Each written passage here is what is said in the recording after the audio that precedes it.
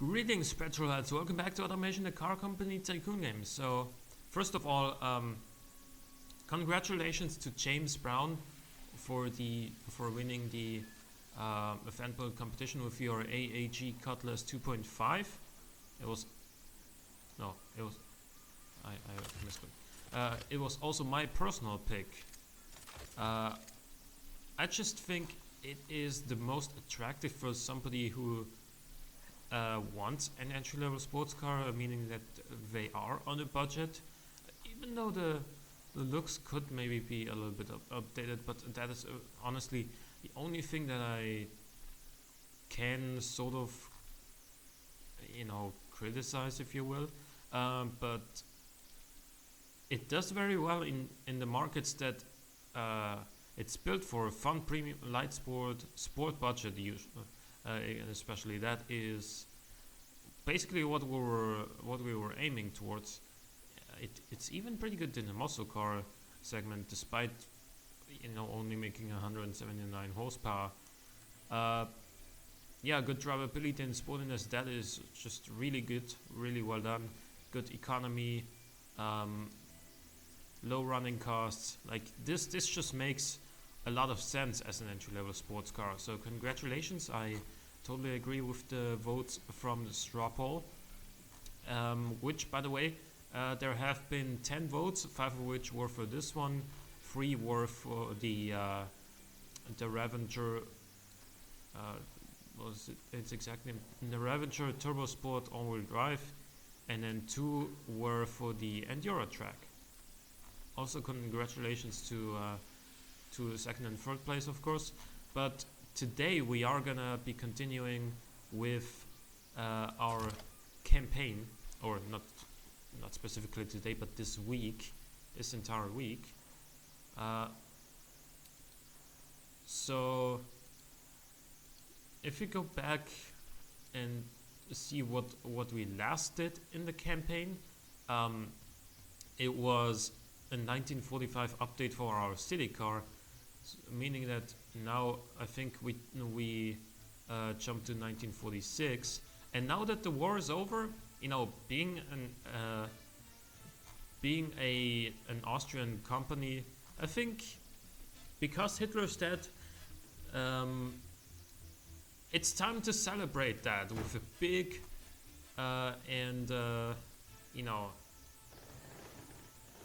with a big car with a big engine, basically. Just a new flagship model. Is this? Oh, come on. This is the Porsche 356 kind of body shell, isn't it? Let's go with this then. Yes, okay. This is more along the lines of what I was looking for. Yeah, the wheel arches a little bit.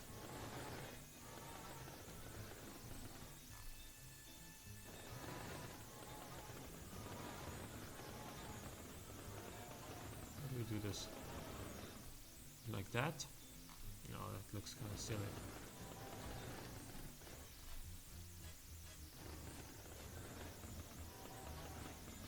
Let's get this in line with the nose, somewhat at least. Make the door a little bit bigger and easier to access.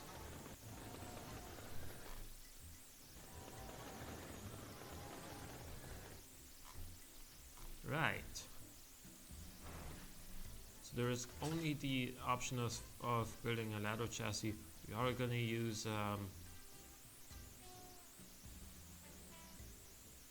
galvanized steel, because this is not really going to be a cheap car anyway.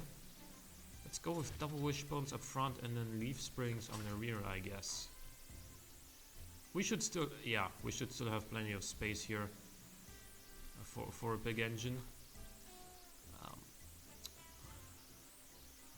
Aluminium panels are already available in 1946. It is gonna be expensive anyway, so why not, I guess. I think we should go for big round headlights.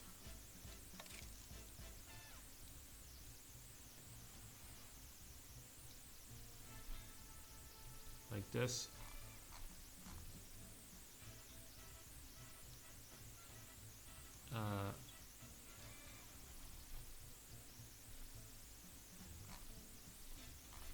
Maybe some different ones though, like these perhaps.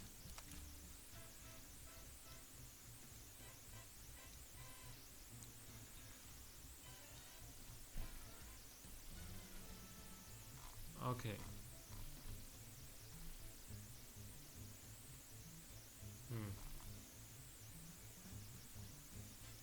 Maybe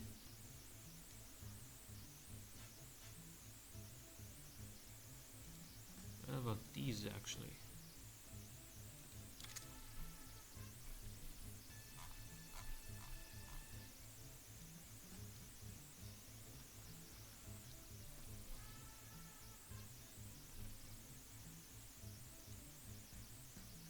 Yeah, that is more along the lines of what I was looking for.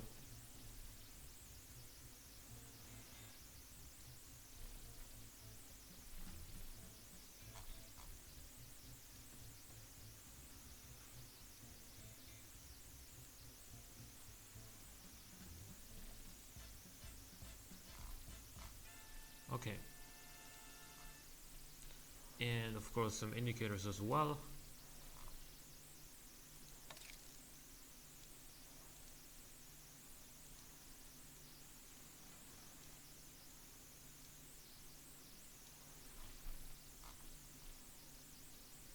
And then, okay, what kind of grill do we take? I don't think we have a signature grill yet for this campaign, and therefore let's just see what fits. This one would, no. It's a happy car now. I think we want to go for something different, something like... Wait, what? Why did this delete itself?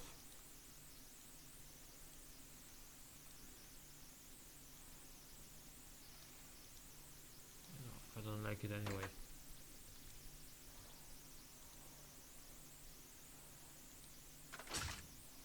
Maybe this one.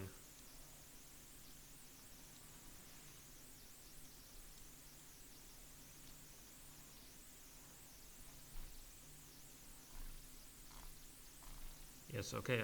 I think we found the grill for this car.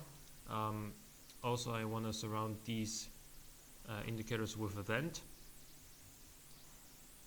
which we are gonna do with. Actually, this perhaps.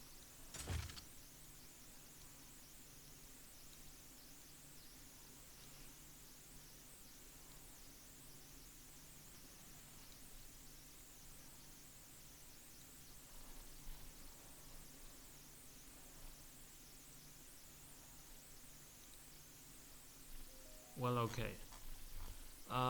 Good. I don't think we're gonna do much more tweaking on the front. On the side, we're gonna fit some pretty sleek looking door handles, and on the rear, let's just go for some more of these. Okay. Make him relatively small, because I think that suits this body style better than, you know, very big ones.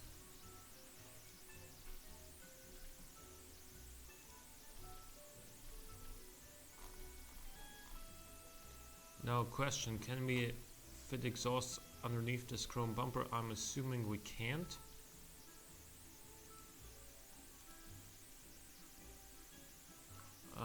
Let us try something like this. No. Okay, no we can't.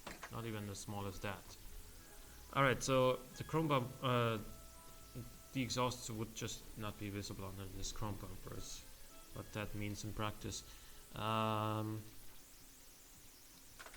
badge on here.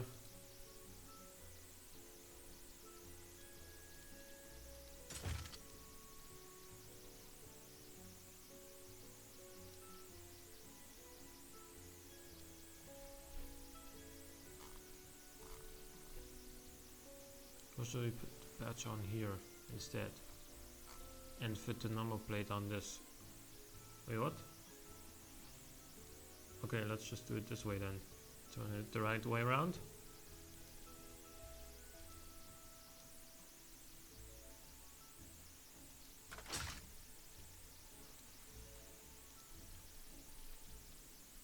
Alright.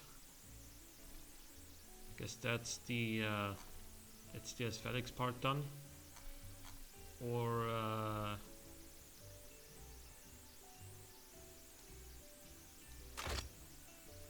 we go for something like this as well. I mean, that's not really 1946-ish. No, that just looks silly at this point.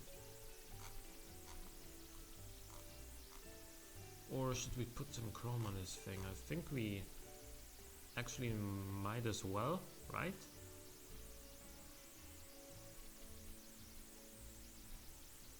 Make this thing look a little bit more high class, if you will. So let's see.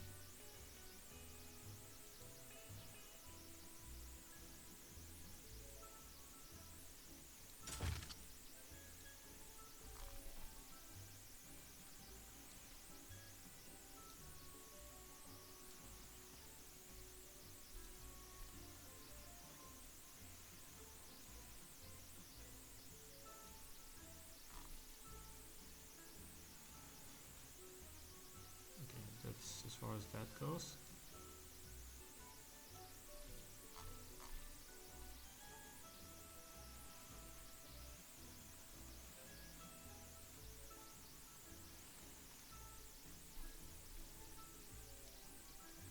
And just put one more, like, oh really? Over here.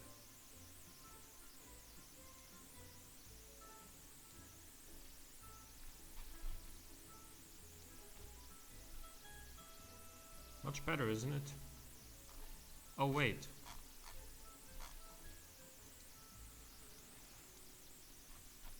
Now it is. Good. With that, we are gonna give this thing river drive. And a deep red color, I guess.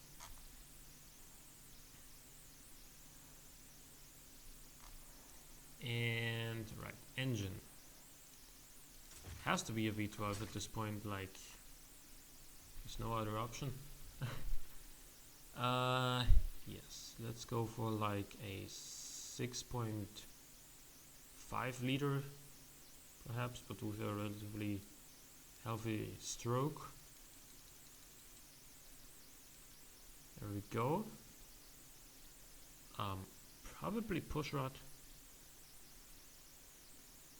Or should we start developing like a dual head cam system? I think we should, actually. I think we should.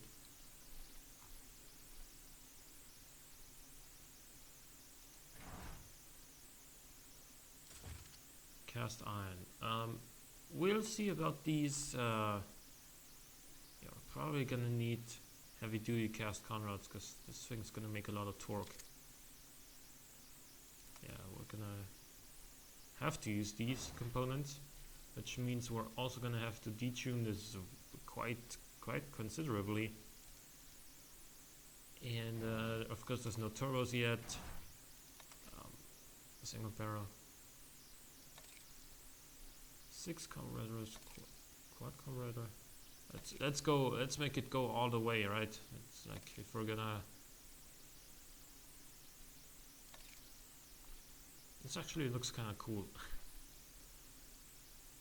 Super leaded, of course. And this is gonna be like 4,000 RPM. if at all.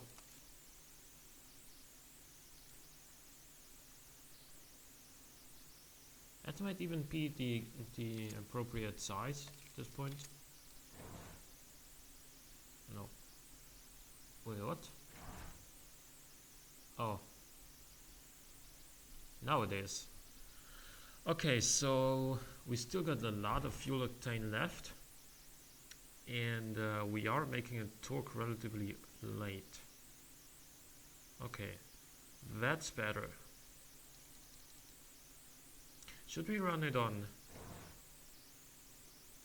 You know what, that might actually be a selling point. If we say our engine makes 270 horsepower in 1946 and you can run it on regular fuel, that might actually be a selling point. That might seem what is inevitably going to be a pretty special vehicle for the year, seem even more special, even more of an achievement, if you will.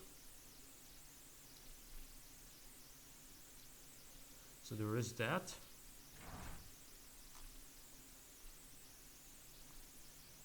And I think a 4-speed gearbox is definitely appropriate for this car. Top speed is going to be pretty high for this for this era. I think we're best off with a very tall gearing because we do have the torque, and I think we can support this. Medium compound road tires now. Excuse me?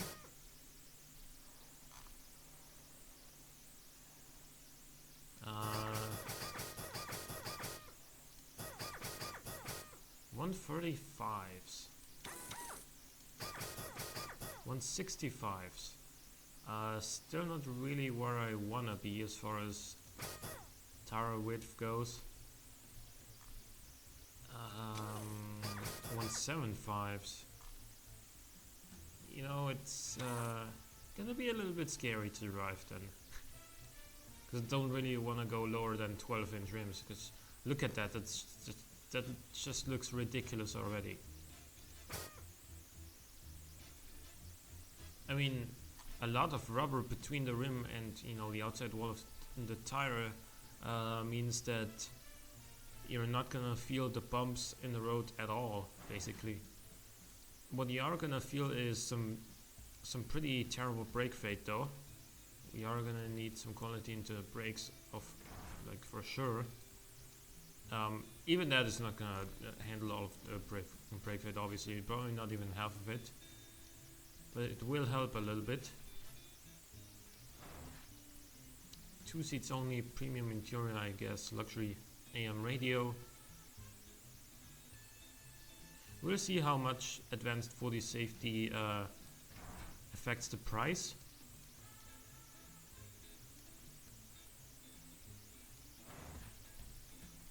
(19.4) drivability. So we have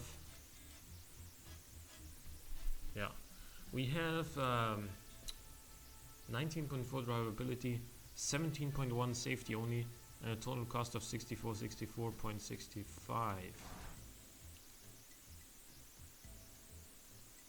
Okay, this doesn't add very much to cost at all.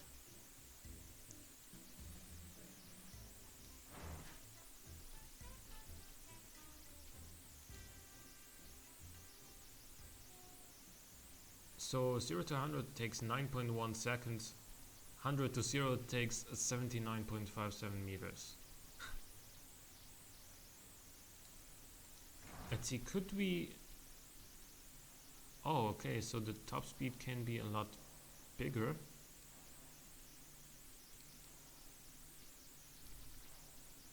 What if we go for, like, this setup?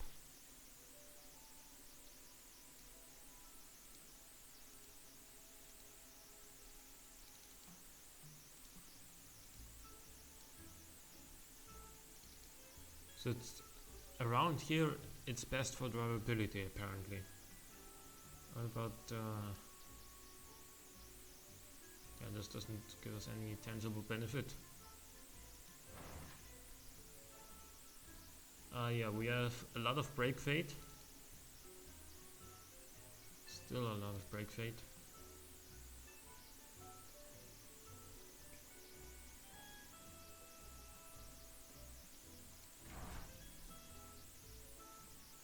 Should we make like a luxury interior?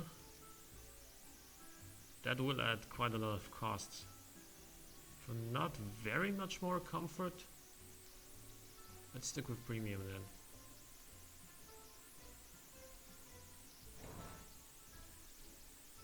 So this would cost 19,200 in today's money. Hypercar, yeah, that is basically probably what this thing is for its era. But not, it's more like a, I don't know.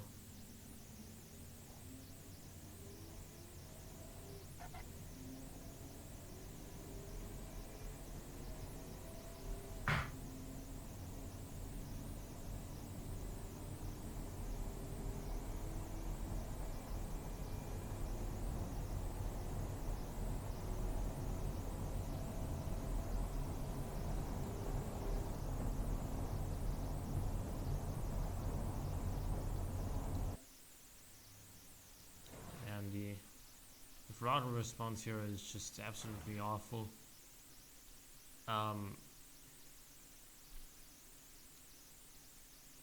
Okay, and as soon as we go for 4100 RPM, we're starting to get, you know, some small issues, which is bad. What if we go for a performance intake?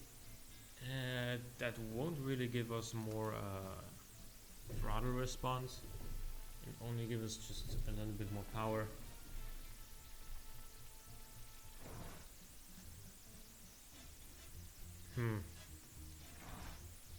What can you do? I mean, if we increase this quality, that doesn't give us more throttle response.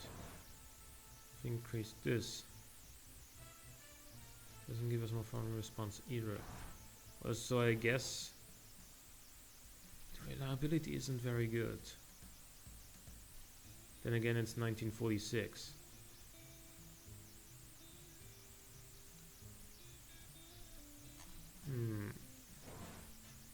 You get some pretty hefty understeer. Oh, that gave us a lot more drivability. Some more sportiness. Slowed down our 0 to 100 time, but we can change that via gearing, I guess.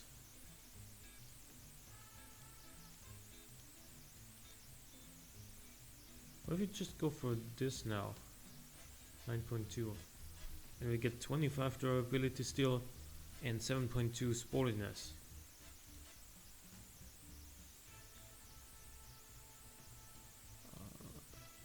Yeah, this doesn't really make much difference.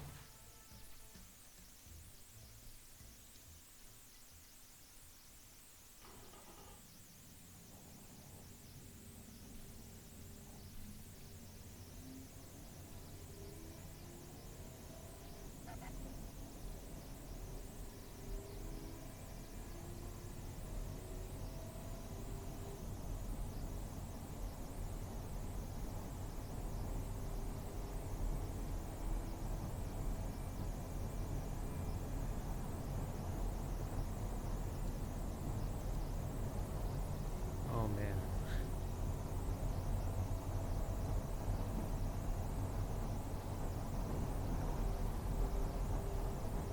Like this thing, for having a 6.5 liter V12 is kinda slow. I mean, we knew that before, but I kinda assumed it would be a little bit faster than it is. Then again, like, first of all, we got terrible throttle response as we've seen, and then there's also no way that in 1946 you can put down all that power with just 175 millimeter rear tires in a car that has like 270 horsepower and only weighs 1218 kilograms. There's no way you're gonna put down that power. Weight distribution is surprisingly good. I thought it would be more like 61 or so to 39, because we do have that massive V12, which is also from cast iron right up front, and basically nothing on the rear. But I was mistaken, because the seats are pretty far back, and there's where all the interior is, so that adds some weight. We're again making infinite emissions, which is awesome. Running costs are actually not that bad, could be worse. Economy is meaningless anyway, and so yeah, this is gonna be our kind of car for the showrooms in 1946. This is like the one that attracts customers to our companies, and to our company, I should say. So we should call this thing the 1946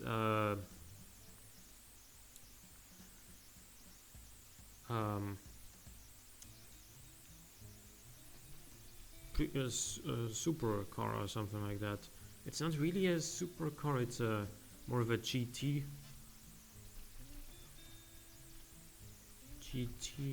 The V12. Maybe we could also make a V8 version of this.